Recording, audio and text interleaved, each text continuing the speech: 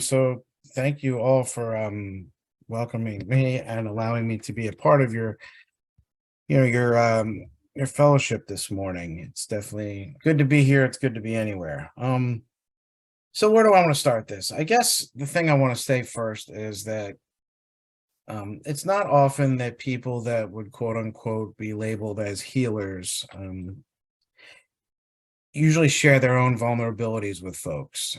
Typically, especially in the Western model, it's kind of like there's a separation. But I think what I found is that at least in my experience, um, that that's where we connect. Sharing our vulnerabilities is where we connect. Um, Strengths can be a dividing thing, but we all can be in the same boat essentially because we've all experienced hardships, difficulties, and trials. Whether you're the CEO of a large company or you're the shoe shine guy. I don't know if they have shoe shine guys anymore, but if you're the shoe, what, it doesn't really matter.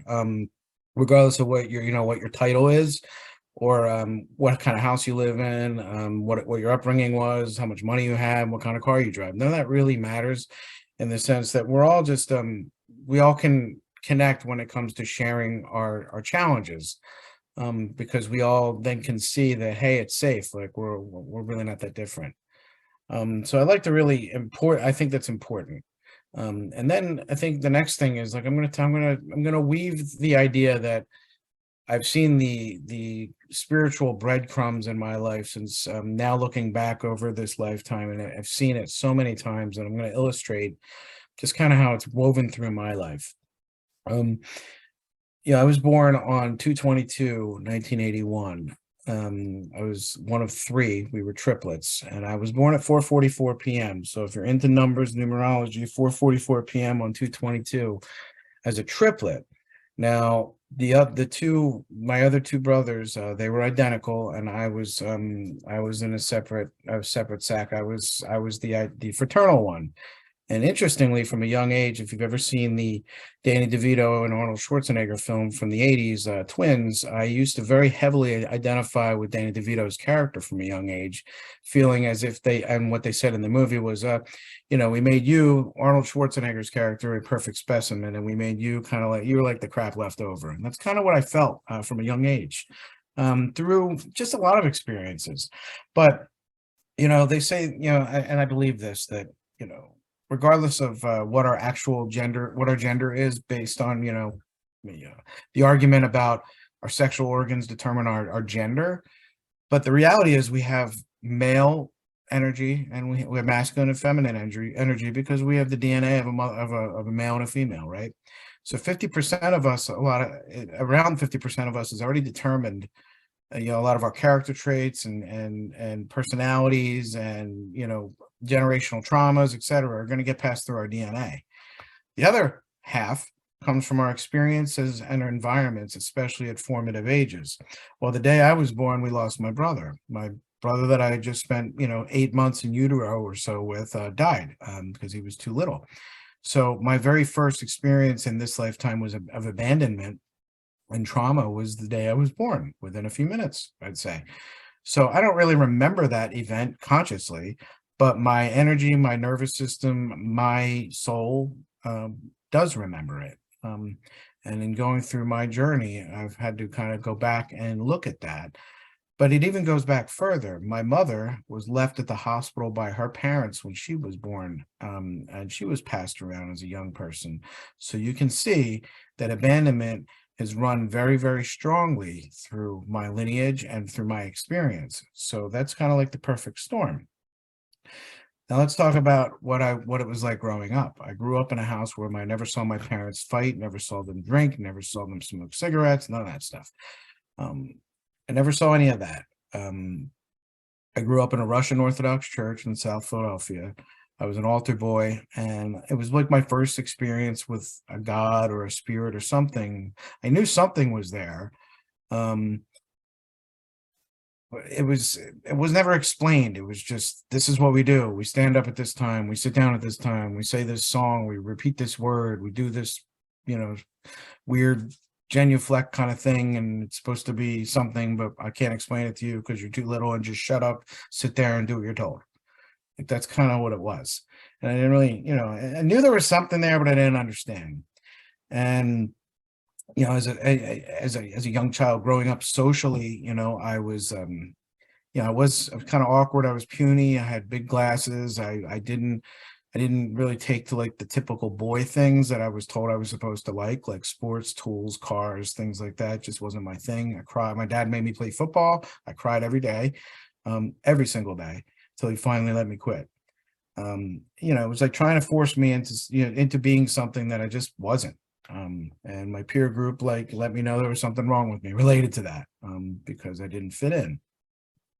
And interestingly, I mean, I seventh grade, I just wanted connection, and puberty hits, and you find out girls don't have cooties. So I asked out every girl in the seventh grade. I passed every single girl the same little check, yes or no, will you be my girlfriend note. Because I really just wanted connection and acceptance, but I didn't know that at the time. And then an experience happened to me that, like, you could see it, you'll start to see how all this is woven together. An experience happened to me where I was invited to a very fundamental Christian type group. They're a national organization. I'm not going to mention their name, but they had like youth groups, and one of the leaders tried to do some, we'll just call it clergy abuse. And I came forward about it at 14 years old, and the organization didn't believe me, and they let him continue doing it for 10 years. And my parents didn't fight for me, and I dealt with a lot of frustration, resentment, and anger over that. But at that age and growing forward, I didn't know that. And then I had the opportunity to meet a girl. So the reason I share this, because I think you'll see how at the end. So I got a job at Eckerd Drugs in high school. I met this girl named Christina. I remember the very first time I met her, I said, "Hey, you know what? I'm going to marry you one day." She thought I was weird. She thought I was creepy. I used to follow her around the store, and she wouldn't give me time of day. She thought I was just a weirdo. And, then we move on, leave jobs, like move forward, whatever. And I didn't see her again for a long time. Remember that for later. So then around that same time, a girl that I had a chance to also date for like a week was killed in a car accident. And about 10 minutes before she was killed, I was standing at a church singing with her for choir for Christmas time, thinking I should apologize because I was kind of mean to her in the past, and you never know what could happen. But I was too afraid of rejection and too afraid of being made fun of that I didn't say anything. And she left that church, got on the road, and was killed 10 minutes later in a car wreck. And I took the blame of that for myself at that, because had I taken 2 minutes to say something, maybe the guy wouldn't have been there at the same time, and she'd still be here. So I took a lot of blame. But at the time, I remember saying to myself, right, this is around the time the clergy thing happened, and the same thing happened. And I found myself in Borders bookstore. And I don't know what led me there, but I found myself in the back of the bookstore learning about Reiki and energy work and spirit, all this stuff that was completely anti-Christian stuff, or at least I thought.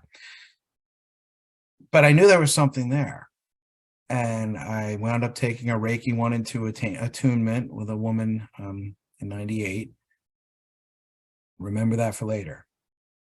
So at the same time of all this going on, I joined the fire department because I needed to atone for like being responsible for that girl's death, even though I really wasn't. But you weren't going to convince me otherwise. So I joined the fire department. They gave me an identity. They gave me a badge, they gave me a uniform, they gave me a pager, a blue light, a sense of responsibility, authority, and I loved it. They handed it to me. I didn't have to do anything but just show up.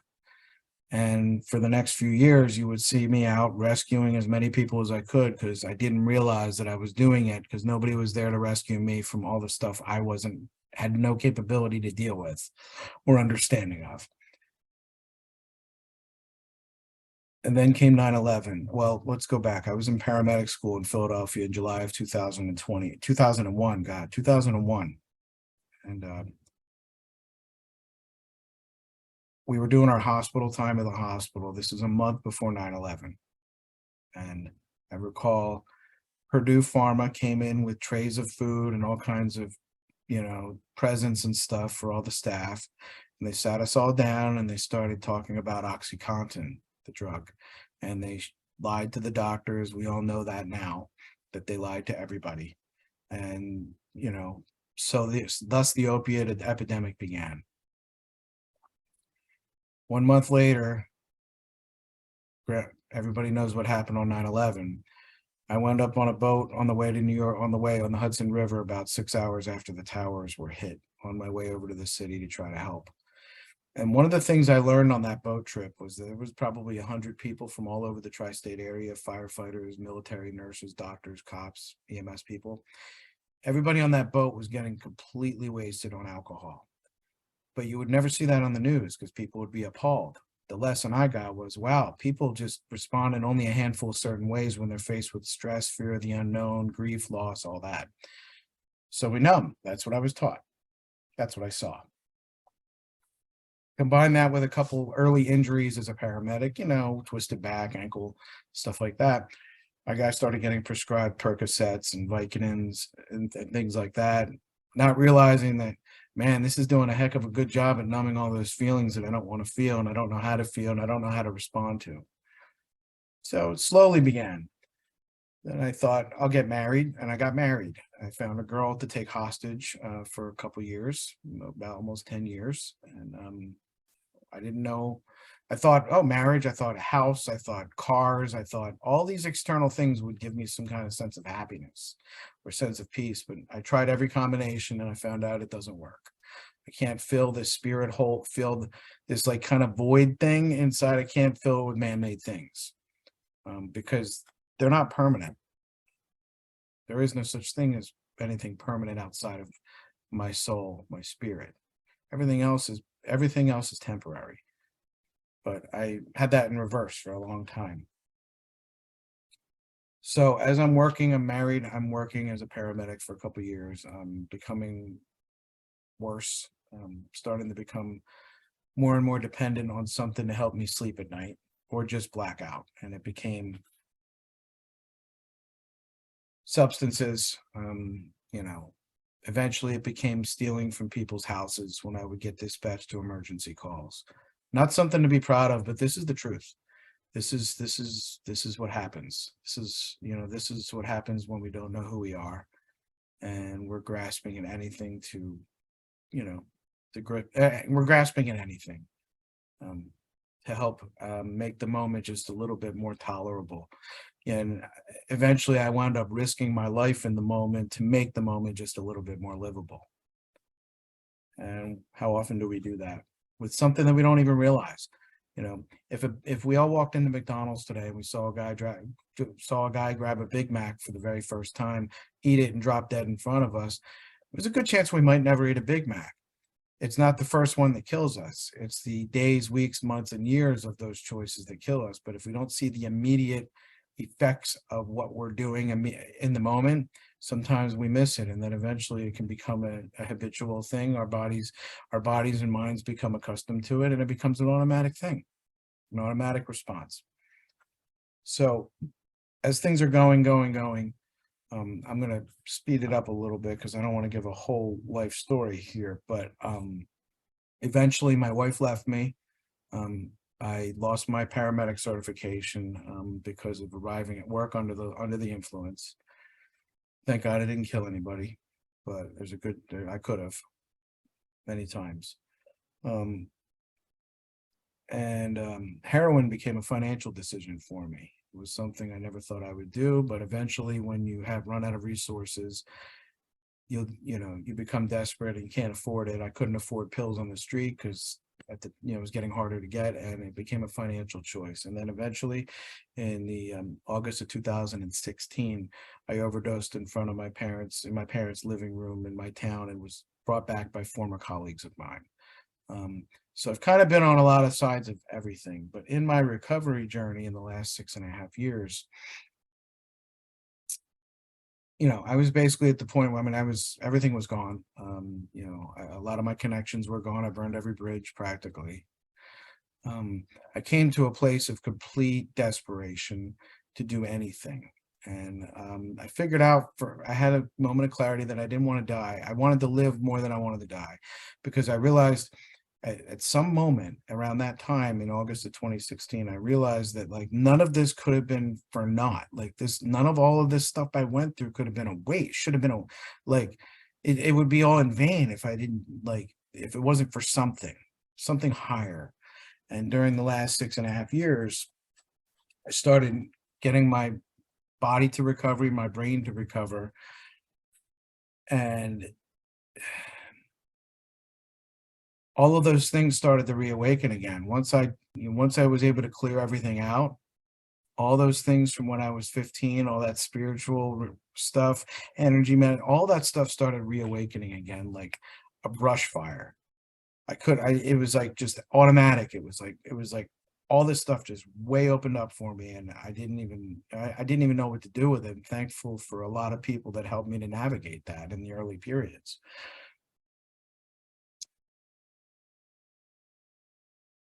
So the girl that I met at Eckerd drugstore at 15 years old that I told I was going to marry, I married 3 years ago, a couple weeks ago. You can't make that stuff up. Like, I've been through everything. It was the very first thing I ever told this girl, and every time we get in an argument, I bring that up. Say, remember, I told you this. Like, you could have said no. You knew this long ago, and you still could have. You could have said no up to the very minute. You didn't. So, like, we're cool. Like, it's just kind of a joke now, but there's no accidents. The woman who taught me, who taught my Reiki 1 and 2 attunements back in the late 90s. I now share an office with that woman 26 years later, in the same room where I saw a pediatrician as a child when I was young, in the same exact office that I see clients today. Everything is tied together, everything. So about a year ago, I was in the basement I'm sitting in right now. I was meditating. I was doing a spirit guide meditation and I had this feeling for the very first time that I sensed my brother who passed all those years ago. And I've never in this lifetime consciously remember ever feeling him or sensing him being there, but I sensed him. And I said, man, if this is real, like, I was kind of a little freaked out. I said, if this is real, like, I want to know, I want to see, I want proof. And I asked for specific proof. I said, I want to see a penny, but it can't be just any penny. It's got to be one that I know came from you. So about a week later, I'd forgotten about this. A week later, I was in the bathroom at a Royal Farms in Gloucester City, New Jersey at 6:30 in the morning. Randomly had to stop in there during my day. I was out early for work, and I had to stop in there to use the restroom. Went into this restroom, looked down by the toilet, and there happens to be a penny sitting there right by the toilet in this really kind of gross restroom. But I took a chance and picked it up, and I looked at it, and the year on it was 1981, the year I was born. So here it is right here. I carry it with me all the time. There's no accidents. All these years later, my wife and me, hopefully in the next few days, will be having final inspection on an addition we put on our house. And I had no idea until they started construction that the addition is 444 square feet exactly. And I didn't plan that consciously. But as you can kind of see, everything weaves together. And then my experience, going through the places that I've been through, being arrested, spending the night in jail, going through all these places. And I finally realized that I had to experience all these things, so I have a way to relate to the people that come knocking, basically. It seems like, abandonment, I've said earlier, was one of my core things from the beginning. And it's definitely something that I guess, I don't want to say I specialize in, but I would say the majority of the people that come calling that's usually a core issue for them. There's no accidents there. I get to use my experience to try and show people that it doesn't matter where you're sitting right now. If you're still breathing, like, you have an opportunity to really find who you are in this lifetime, clear away a lot of the stuff. And we really can, as I heard earlier this morning here, we do magic. We get to manifest. We really do. If we understand that everything is energy, everything from the chair that I'm sitting on to the bones in my body are made of the same fundamental elements of nature. Um, I'm super grateful. I'm super grateful that I have the opportunity that I have today. I've buried pretty much all my old friends are gone. I gave a eulogy a little about a year ago from one of my last ones. It was like my last running buddy. So I've seen the devastation that a lot of people are dealing with, and it's not just from addiction, substances. Let's just say, like, in the last couple of years, we know that that's why I picked that song earlier about coming out of our caves. The last couple of years, we've been isolated in our caves, and the exciting part is people like yourselves in this group and other groups are coming out and saying, you know what, no, enough's like, the isolation time, as crazy as it is, people have a hard time believing me when I say this, but that time was probably some of the most growing times that I ever had. And I almost feel like that was kind of the whole point of it, for people to start waking up to themselves and start realizing who they are and sitting with themselves, because we're not good at that. We're good at distracting ourselves, but we were all forced at a point. And it's just been some of the most magical times in my life. I don't have any like crazy profound wisdom or anything to share. I think weaving this, sharing my story and sharing, now what I do, I just share. Like, I'm a storyteller, basically. I'm a listener and I'm a storyteller. And that's how I look at it. I don't look at myself as being above anybody. I don't be I don't, I'm just, one beggar telling another beggar how to get the bread, essentially. That's really all it is. I don't, I don't know. I was going to share.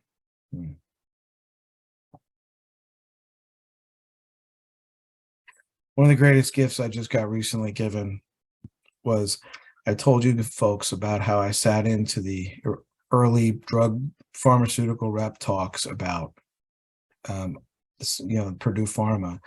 Well, I just got appointed to sit on a county board that's going to determine where the settlement money that this county got for that opiate credit from the Purdue Pharma lawsuits.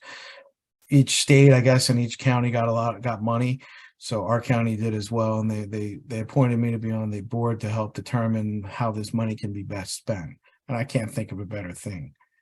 It's all tied together. If you just start looking at your own life and your own experience, you'll see that even in the worst circumstances, or what seem to be the worst circumstances, it's all woven intricately together, and each one of us is connected through the same exact thread. So I want to thank you all for giving me the opportunity to share this morning, and I look forward to hopefully connecting with you guys again